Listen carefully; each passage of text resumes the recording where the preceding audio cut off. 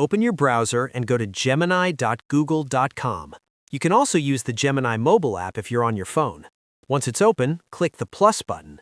Now, click Upload Files and select the blurry or low-quality photo you want to enhance.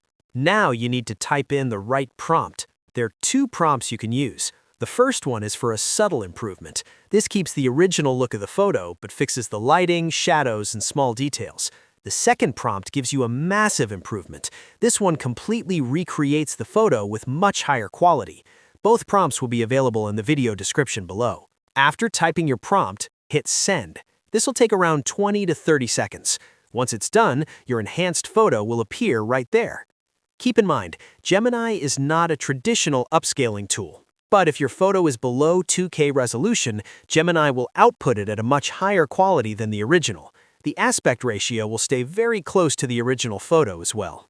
If this helped, drop a like and subscribe. Also press the bell icon for more tech tips. Thanks for watching.